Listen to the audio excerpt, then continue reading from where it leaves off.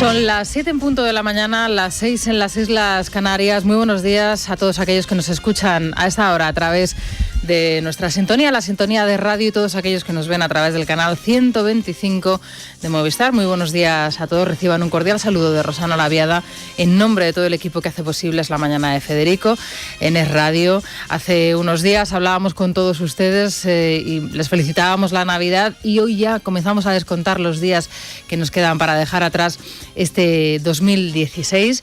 Así que nada, en su compañía y en la nuestra esperamos tenerles durante todos estos días, en donde les vamos a contar las noticias que suceden, que no se crean ustedes que son pocas y de escasa importancia, y además vamos a tratar de hacer un repaso a aquellas informaciones que han marcado este año que en nada, unos días dejaremos atrás, este 2016. Bueno, de momento, el tiempo. Hoy va a ser un día poco nuboso, aunque eso sí, las nieblas van a ser persistentes en algunos puntos, por ejemplo, del área mediterránea y en Baleares, sin descartar alguna lluvia débil y dispersa, más probable en toda la zona del estrecho. Como les digo, en el resto del país los cielos van a estar despejados, y aunque las temperaturas son frías, lógico, en este 27 de diciembre, en esta época del año en la que nos encontramos, lo cierto es que estamos despidiendo 2016 con unos días preciosos, excepcionales, con un cielo azul más intenso que nunca, al menos es lo que se ve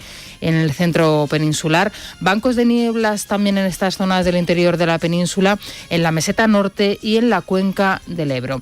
En Madrid, a esta hora, estamos en el entorno de los 3-4 grados y alcanzaremos una máxima de 14. La máxima de las máximas en Santa Cruz de Tenerife y en Las Palmas de Gran Canaria con 22 grados, y la mínima en León con 2 grados bajo cero.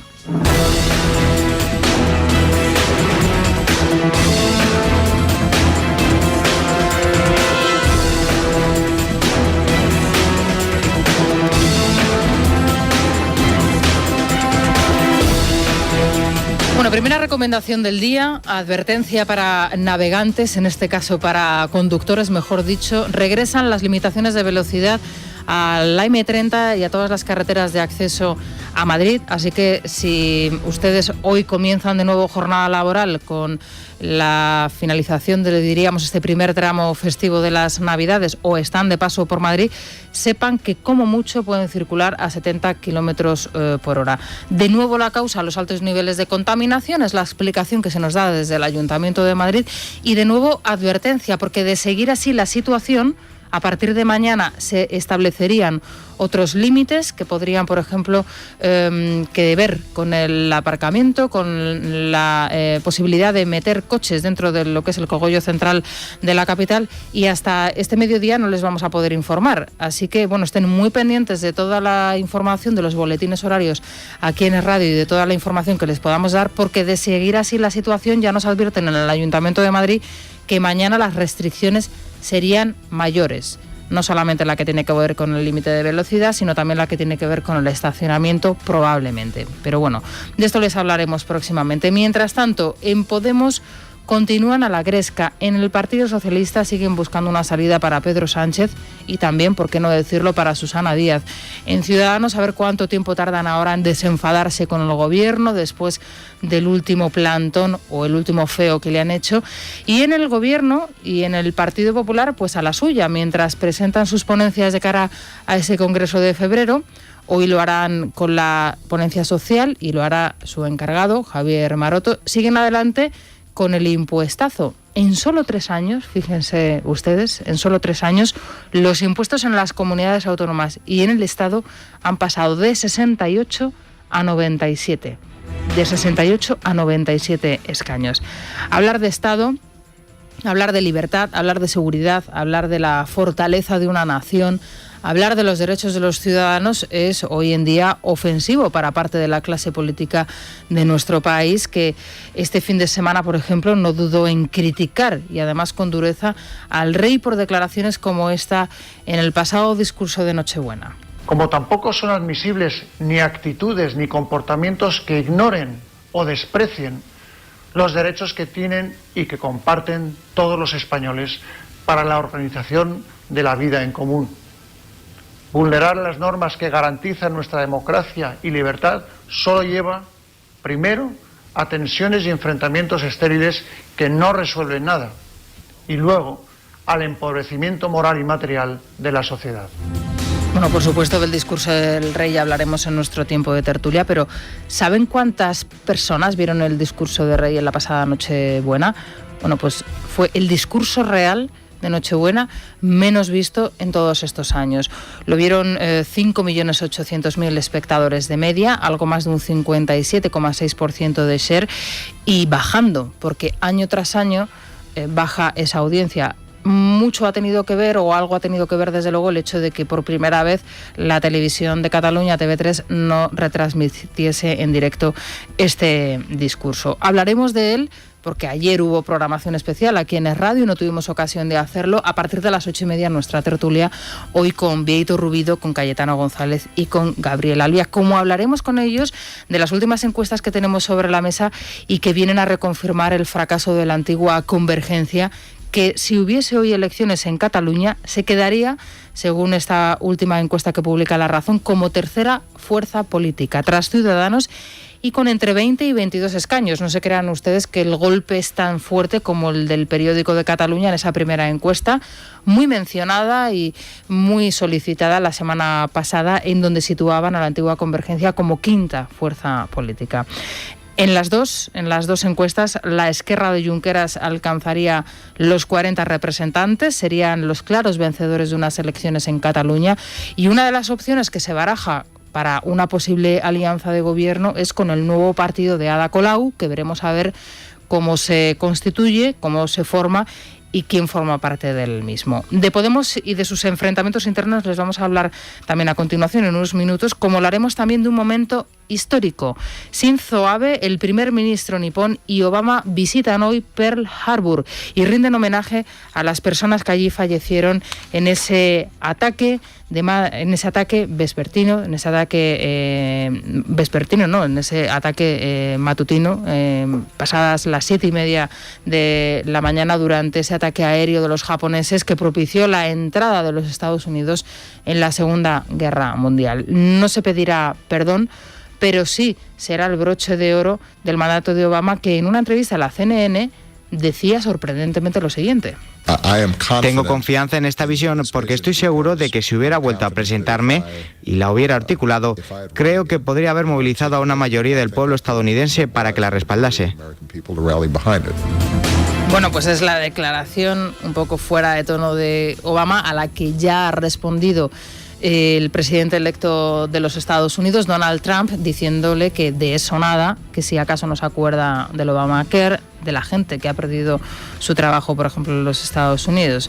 De eso, y de esa manera le ha respondido a través de Twitter Donald Trump. Son las consecuencias de las limitaciones de los mandatos, uno de los puntos, por cierto, en los que ahora quiere centrar su acción de gobierno Ciudadanos para ponerle fecha de caducidad a Mariano Rajoy, y además lo quiere hacer con cierta urgencia. Mientras tanto, en nuestro país el colectivo de presos etarra se hace notar, como todos los años por Navidad, y para todos aquellos que tenían dudas de sus intenciones, sepan que piden acceder a los beneficios penitenciarios, pero sin arrepentimiento, sin pedir perdón a las víctimas y reconocer sus asesinatos. Con Vanessa Vallecillo y Silvia Ribeiro iniciamos el repaso por las noticias del Santander.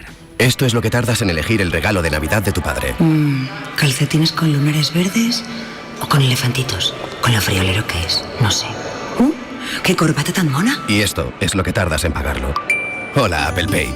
Llega Apple Pay de la mano del Santander para que pagar sea así de fácil. Infórmate en tu oficina Santander o en bancosantander.es.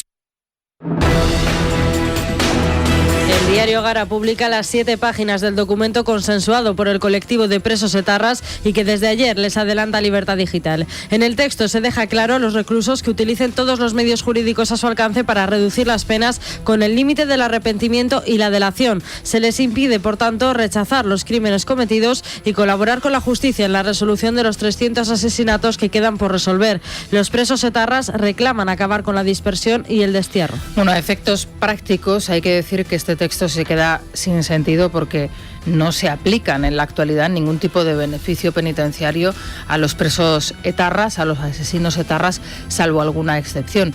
y no se aplican precisamente porque no se arrepienten, porque no reconocen los asesinatos que han cometido y porque no están ayudando a resolver los asesinatos que quedan todavía por resolver. Más de 300 casos todavía sin resolver. Todo esto, por cierto, con el respaldo del Partido Nacionalista Vasco a una nueva estrategia con los presos etarras, en donde se pide claramente y se va a pedir claramente ese acercamiento. Lo veíamos en ese documento consensuado con el Partido Socialista Vasco recientemente.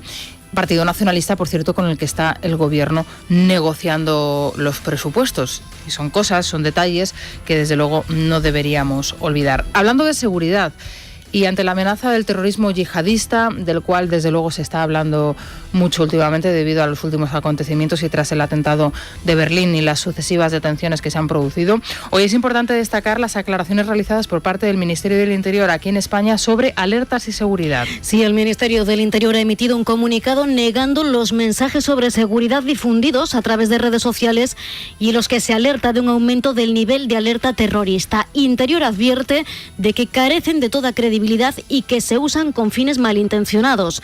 Precisamente hoy, en el diario La Razón, Manuel Navarrete, director del Centro Antiterrorista de Europol, explica cómo en estas fechas hay que aumentar los dispositivos de seguridad. Bueno, pues estas son las noticias al respecto y, por supuesto, hacemos extensivo ese llamamiento, ese comunicado, esa aclaración que hacía ayer y que se veía obligado a hacer el Ministerio del Interior a todas aquellas personas que están recibiendo, sobre todo a través de sus WhatsApp y de redes sociales, mensajes de aumento de la alerta terrorista y de aumento de los niveles de alerta. Bueno, el desmentido de Interior en ese sentido es claro. Despedíamos la semana pasada dejando al Gobierno de Cataluña en plena asamblea independentista en el Parlamento de Cataluña. Recordarán todos ustedes que se cambiaba de fecha, además se cambiaba también de horario, haciendo ir a trabajar a los funcionarios del Parlamento de Cataluña precisamente para que estuviese en ese encuentro Ada Colau, que pasa por ser uno de los personajes que desde luego va a marcar la política catalana próximamente. Bueno, en ese encuentro se mencionó en varias ocasiones y de alguna manera para justificar el hecho de que se siguiese reclamando ese referéndum independentista, esa encuesta que publicaba la semana pasada el periódico de Cataluña y en donde el batacazo que se metía a la antigua Convergencia era morrocotudo, porque aparecía como la quinta fuerza política en Cataluña. También se lo metía, por cierto, Ciudadanos, que perdía buena parte de su fuerza política en Cataluña, pero el caso de Convergencia, desde luego, era extremo. En esta encuesta, en la encuesta del periódico de Cataluña, como la que hemos conocido hoy, la de NC Report, el que sale victorioso, desde luego, es Oriol Junqueras. Son muchos los analistas que coinciden en que este es el momento de Junqueras y que desde luego no lo va a dejar pasar. Ganaría las elecciones, se quedaría más o menos con unos 40 representantes y la cuestión sería a ver con quién formaría gobierno, porque las opciones no se crean ustedes que son demasiadas. Según esta encuesta, Esquerra Republicana ganaría las elecciones con 38-40 escaños y Oriol Junqueras podría gobernar en coalición con el nuevo partido de Colau y el PSC o con la antigua Convergencia y la CUP. El caso de la formación que ahora lidera Puigdemont es el más llamativo. Se quedaría con solo 20-22 escaños, tercera fuerza política, y por detrás de Ciudadanos, que podría perder 3 escaños. Según esta encuesta, se quedaría con 22 y 24. No perdería demasiados escaños Cataluña, con 25 en la actualidad. La situación para el Partido Socialista de Cataluña tampoco variaría demasiado. 15-16 representantes, según esta encuesta. Tampoco variaría demasiado la situación del Partido Popular, entre 11 y 13 representantes, y la de la CUP, que se quedaría con 8 o 9 representantes. Perderían unos 2 parlamentarios en este caso. Por supuesto, con la mirada puesta en Cataluña y el desafío continuo de sus instituciones, se construyó ese discurso del rey, el menos visto, como les estamos contando, en los últimos años, y bajando. Nos dejó momentos también como este. Porque el progreso, la modernización, el bienestar, requieren siempre de una convivencia democrática basada en el respeto a la ley, en una voluntad decidida y leal de construir, no de destruir, de engrandecer y no de empequeñecer, de fortalecer y no de debilitar. ¿Y qué está pasando en Podemos? Ya hemos perdido la cuenta de la cantidad de portadas que están, en este caso, encabezando y abriendo sus 2 máximos representantes, Pablo Iglesias e Íñigo Errejón. Hoy, por ejemplo, abren portada en La Vanguardia. La batalla interna de Podemos se recrudece en Público. De nuevo abren portada en el diario El País. La disputa entre Iglesias y Errejón amenaza con romper Podemos. Y en este punto nos vamos a quedar porque probablemente se hayan atravesado ya todos los límites. En Podemos se ha recrudecido tanto la tensión que la misma Nochebuena se lanzaba desde el sector afín al secretario general, a Pablo Iglesias, en las redes una campaña contra Errejón con el siguiente hashtag: Íñigo, así no, y con la fuerza que supone todo lo que se mueve a través de redes sociales, que mueve Podemos a través de redes sociales. Ahora dice que lo que pretendían con este hashtag, con esta campaña, era dar un toque de atención. Desde luego, este toque de atención lo ha dado, pero el efecto podía ser el contrario que el buscado, porque se le podría volver en contra a Pablo Iglesias. Las críticas se han vuelto contra el líder del partido, a quienes muchos militantes acusan de hacer bullying barato, de no entender la palabra compañero y de tirar su prestigio a la basura. Pablo Echenique salió a desmarcarse de la etiqueta utilizada y a decir que él no la eligió, que se trataba de un toque de atención. En la cadena SER, Irene Montero añadía que el hashtag no lo inventaron ellos. Rita Maestre salía en defensa de Errejón, denunciando que a quien hace daño la campaña es a Iglesias y al partido. Mucha gente en Podemos pensábamos que había que dar un toque de atención porque efectivamente están ocurriendo cosas en los últimos días que ponen en peligro la continuidad del proyecto. Si me preguntas si yo me arrepiento del tuit que puse, la respuesta es no. Era importante que se escuchase la voz de gente que pensamos que hay que parar ya y que llamamos a la responsabilidad. Podemos no va a ser Podemos fuerte si no está Íñigo, pero yo quiero que Íñigo esté al lado de Pablo y no frente a Pablo. La fortaleza de Íñigo no se puede construir debilitando a Pablo o dañando a Pablo. Creo que es impropio de un secretario de organización participar de una forma tan explícita en una campaña claramente de parte, y lo importante de parte no es que defienda un proyecto, que eso me parece legítimo, sino que, ya digo, señale de forma pública a otro compañero. El documento en el que se explicaba cómo había que hacer la campaña en las redes incluía algunos mensajes tipo que atacaban a Errejón, pero también a Tania Sánchez. La polémica en las redes la avivó después Ramón Espinar al destituir a José Manuel López de la portavocía de Podemos en la Asamblea de Madrid. Rita Maestre criticaba que no se hubieran expuesto los motivos y calificaba el cese de castigo por liderar una lista alternativa en la capital. Espinar respondía poniendo su cargo en el Senado a disposición de la nueva dirección que gane el Congreso de Vistalegre. Lo que tiene que hacer quien está en primera línea es decirle a la nueva dirección: me toca estar ahora en primera línea, al menos eso, ¿no? Y luego, por supuesto, que si no estás de acuerdo con el proyecto, pues eres tú quien directamente das un paso atrás. Bueno, solamente hay que prestar un poco de atención a los cortes de sonido que les hemos puesto para darse cuenta que podríamos estar describiendo un partido que ahora mismo está partido por la mitad, está roto. O sea, Podemos estar ahora mismo con un problema interno que dudo mucho que se pueda reconstituir en Vistalegre 2, en esa asamblea de Vistalegre 2. Veremos a ver qué es lo que sucede. Lo vamos a tratar en la tertulia porque desde luego el tono de las declaraciones iba a más. Es las que hablan de un partido en ruptura, y la situación es si esto mismo podría estar sucediendo en el Partido Socialista, porque ya son varias las voces que están hablando de una escisión dentro del propio Partido Socialista. Son muchas las informaciones que tenemos al respecto del PSOE pendientes de ese congreso, que llegará mucho más tarde que los congresos de Podemos o el Partido Popular y Ciudadanos, que están a la vuelta de la esquina en los primeros compases de 2017, allá por los primeros días del mes de febrero. Pero claro, ¿qué es lo que va a pasar con el Partido Socialista? De momento todavía hay algún héroe por ahí que anima a Pedro Sánchez a presentarse. Los afines a Sánchez se reúnen hoy para pedirle una decisión antes del día 14 de enero. Serán unas 70 personas reunidas a puerta cerrada y en un lugar aún por concretar. Lo que sí se sabe es que a la cita no acudirá el que fuera secretario general, que ya ha aparcado el coche con el que recorría España y que podría decidir su futuro, según algunas fuentes, esta semana. A Sánchez le menguan los apoyos porque, según OK Diario, César Luena ya le habría trasladado personalmente que no va a apoyar su candidatura. En el partido se barajaría ahora la opción de que Patxi López ocupara la Secretaría General y Susana Díaz fuera candidata a la Moncloa, una vía criticada por uno de los más afines a Pedro Sánchez, Odón Elorza. Bueno, nuestra compañera y presidenta Susana Díaz es un poco como el Guadiana, ¿no? Aparece, desaparece, y yo creo que con razón también pues se deja querer. Yo creo que se va a presentar como candidata. Bueno, pues aquí lo vamos a dejar. Es la situación en el Partido Socialista. Son las 7:19 de la mañana, las 6:19 en las Islas Canarias. A esta hora del día, Vanessa, una recomendación de línea directa. Pues sí, de línea directa para nuestro coche, porque imaginaros que tenemos una avería y hubiera una persona que se encargara de venir, recoger nuestro coche y dejarlo en el lugar que quisiéramos. Bueno, pues este es uno de los muchísimos servicios que nos ofrece el seguro con todo de línea directa. Un seguro con todo, como digo, pero a precio de terceros. Llama ahora al 902-123-536. 902-123-536. Línea directa, una compañía Bankinter.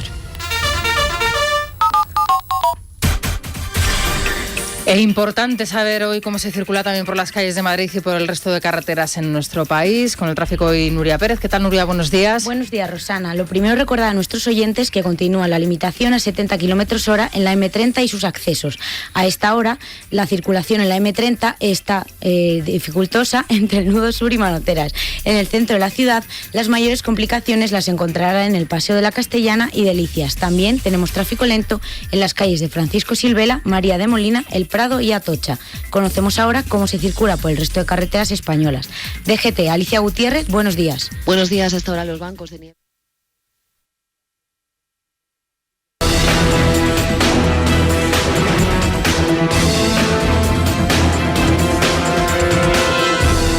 Y a esta hora del día les vamos a contar en titulares las principales noticias de la jornada. Aquí en Es la Mañana de Federico, en el radio les estamos informando desde las 7 en punto en este martes 27 de diciembre, en el que por supuesto les vamos a acompañar hasta las 12 del mediodía, a partir de las 10 con Isabel González, la Crónica Rosa y todo el entretenimiento.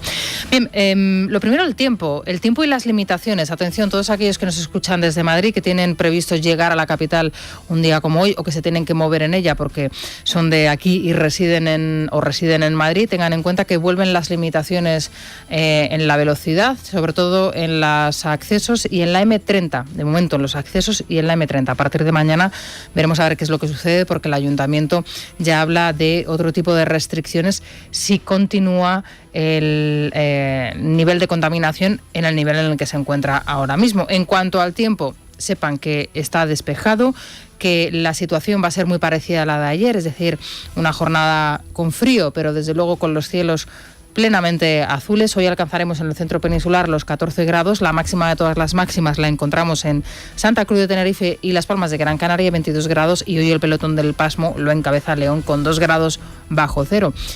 Por ponerle algún pero, bueno, las nieblas en el interior peninsular, en la meseta norte, en la cuenca del Ebro. Sobre todo, precaución, a esta hora se tienen que coger el coche.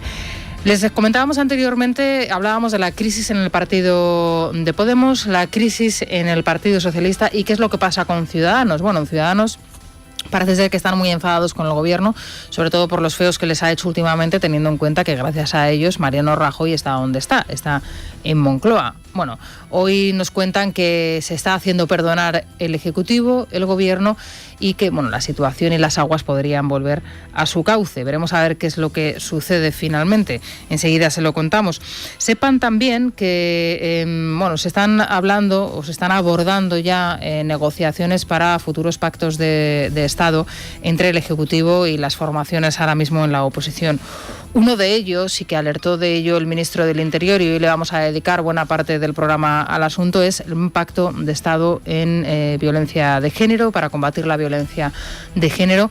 Considera el ministro del Interior, José Ignacio Zoido, que se tiene que realizar además con premura, cuanto antes. En lo que llevamos de año, 44 mujeres han fallecido a manos de sus parejas o exparejas, y hoy le queremos dedicar tiempo a la violencia de género y sobre todo al último informe que se ha publicado desde el Consejo General del Poder Judicial, desde el Observatorio de la Violencia de Género. Vamos a hablar a partir de las 9:15 con Ángeles Carmona, que es su presidenta, y tendremos que abordar varias cuestiones interesantes, importantes, porque en este último informe, que recoge los datos del último trimestre del año, se recoge un aumento en casos de violencia de género, en denuncias del 14%. Un aumento del 14% que en algunas comunidades, como por ejemplo la de Navarra, son del 40%. Bueno, lo abordaremos a partir de las 9:15. Ahora mismo, con Silvia Ribeiro y Vanessa Vallecillo, les contamos otras noticias que nos deja el día.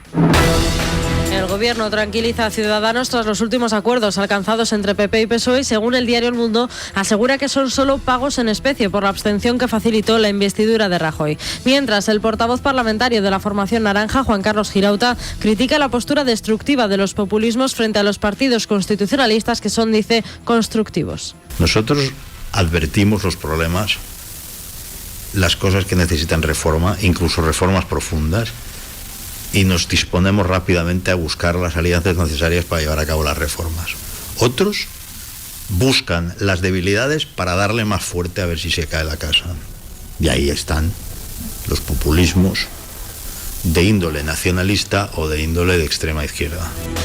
La ministra de Sanidad, Dolors Montserrat, asegura en el diario ABC que endurecerá las sanciones a quienes vendan alcohol a menores y anuncia además que estudia multar a los padres que no acudan con sus hijos, con aquellos que se emborrachan, a cursos de sensibilización. Montserrat se define como la ministra de los jóvenes y se reafirma en el Erasmus Nacional tras la polémica de la pasada semana. Sostiene la ministra que ayudará a tener una generación más emancipada. A menos de una semana para que finalice el año, 44 mujeres han sido asesinadas por sus parejas o exparejas en España. En las últimas horas se ha abierto una investigación para esclarecer las causas de la muerte de la mujer brasileña desaparecida en Ibiza a principios de mes y cuyo cadáver ha aparecido en una playa de Cullera. Interior trabaja ya en un pacto de Estado contra la violencia doméstica. Rusia descarta que el avión militar siniestrado en el Mar Negro fuese víctima de un atentado terrorista. Tras localizar los primeros restos del fuselaje, las investigaciones apuntan a un fallo mecánico o humano y Moscú asegura que tiene localizadas las cajas negras del aparato. En el avión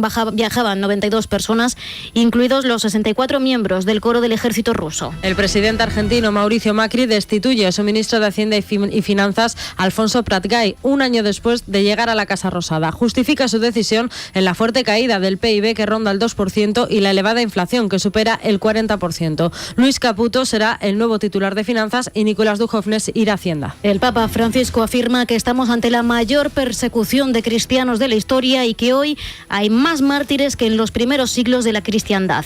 El Santo Padre ha recordado así a los asesinados por los terroristas de Estado Islámico en el mundo, especialmente a las víctimas del terror en Irak.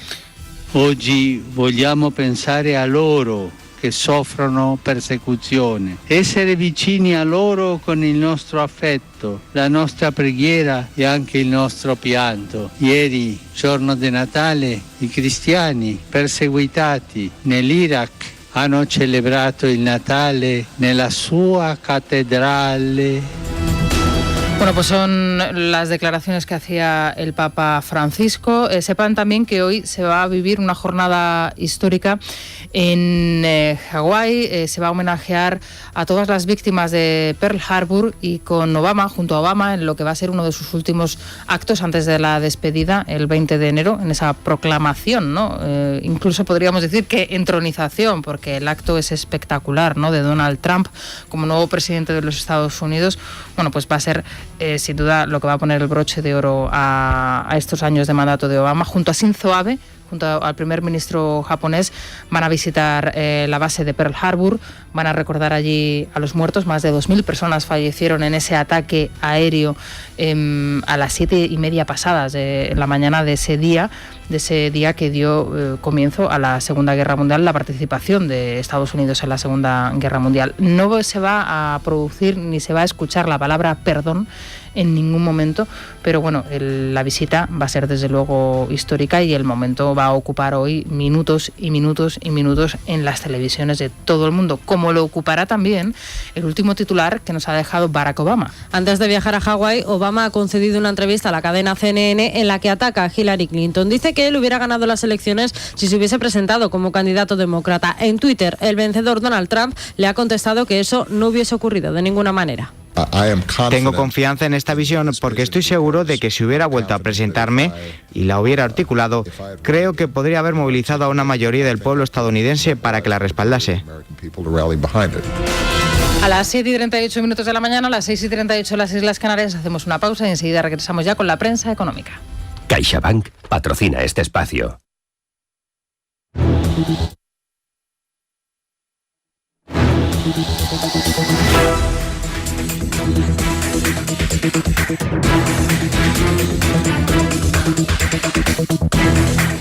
Bueno, pues la prensa económica hoy viene marcada por esos dos comentarios que pueden encontrar ya en Libre Mercado, nuestro suplemento Libre Mercado. El primero de ellos lo firma el director de este programa, Federico Jiménez de los Santos, de la cláusula turrón a la indemnización Mazapán. Federico, que por cierto comienza su artículo felicitando a un misionero que nos escucha todos los días desde Pekín y que coincidió con Federico en el aeropuerto, y también saluda y felicita a todos los responsables del suplemento Libre Mercado de Libertad Digital, a Manuel Llamas, a Domingo Soriano, a Olivia Moya, por el esfuerzo diario que hacen y sobre todo por el esfuerzo diario que van a tener que hacer a partir del año que viene. Bueno, Federico lo que viene a resaltar en este artículo es que Libertad Digital de nuevo es el único medio que se ha atrevido a criticar esa sentencia de Europa, corrigiendo la sentencia del Tribunal Supremo, y dos cuestiones que plantea Federico. Es que nadie se había apercibido de la existencia de estas cláusulas cuando se pusieron en marcha. Nadie sabía que existían estas cláusulas, primero, para garantizar los ingresos de los bancos, y segundo, para garantizar que las pérdidas no fuesen excesivas por parte de los clientes. ¿O solo se dieron cuenta de que existían estas cláusulas, referimos a la cláusula suelo, cuando el Euribor comenzó a bajar?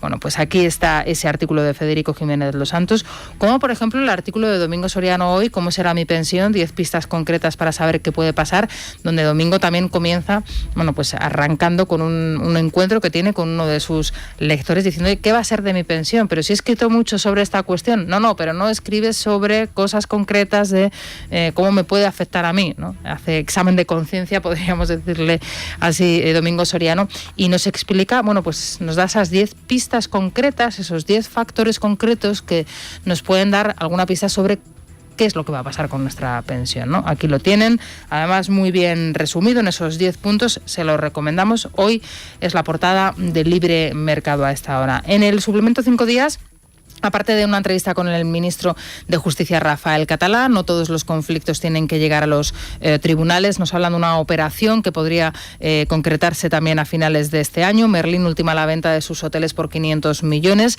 El comprador es una filial de la Socimi francesa Fonserie Les Régions, y la inmobiliaria Merlin, pues es una de las cotizadas en el IBEX 35. Así que habrá que estar muy, muy pendiente de esta operación, que se podría confirmar antes de que finalizase el año. En el diario Expansión, hoy también interesante entrevista con José Manuel Romay Beccaria, el presidente del Consejo de Estado, en donde asegura, o dice con total rotundidad que no acepta la revisión de la transición por parte de los antisistema. Además, nos cuentan en Expansión que 20.000 millones de euros de deuda para las pensiones es lo que está barajando el Ejecutivo. El Gobierno calcula cuánto hará falta en esas emisiones de deuda para el próximo año y para el año 2018. El Fondo de Reserva dispone de 15.000 millones, insuficiente para 2 pagas extraordinarias. Y esto es a lo que estamos abocados y de lo que se está hablando según las últimas entradas a ese Fondo de Reserva, que se han producido con un silencio absoluto alrededor, porque son informaciones que, salvo en algún titular de segunda, prácticamente no tienen espacio en la prensa y que desde luego son fundamentales para el devenir del país y para nuestro futuro. El Economista finalmente habla en su portada de el PIB, que recuperará el nivel previo de la crisis este año, 1,16 billones, y también de las grandes eléctricas que pagarán el 96% del bono social. Aportaban el 99% con el anterior sistema. Pues estos son los titulares de la prensa económica. Nos vamos ahora a los deportes.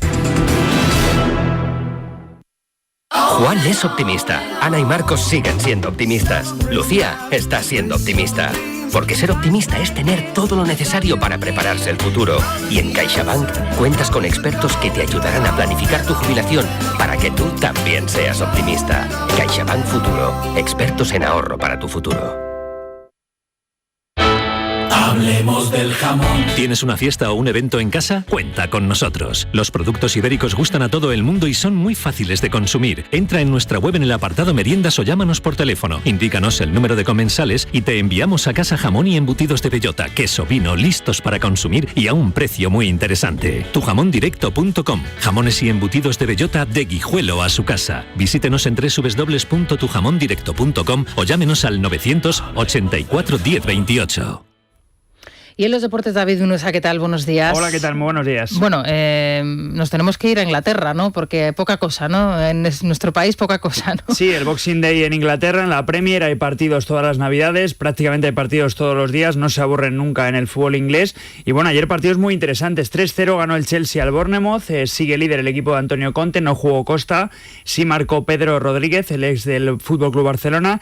3-1 ganaba el Manchester United al Sunderland, el Manchester United de Mourinho, que poco a poco va recuperando energías porque parecía que las había perdido en el primer tramo de la temporada, y el City de Guardiola 0-3 ante el Hull City. Eso en la Premier. Hoy vuelve el campeón de Europa y el campeón del mundo a los entrenamientos, el Real Madrid de Zidane, y por supuesto fecha de felicitaciones navideñas. Desear a todos felices fiestas y que lo paséis bien con vuestras familias y nos vemos en enero. Un abrazo a todos. Hola a todos, quería mandaros un saludo muy grande, que paséis felices fiestas, feliz Navidad con todos vuestros seres queridos y que nada, que os portéis bien y luego ya en enero los Reyes se porten muy bien también con todos vosotros.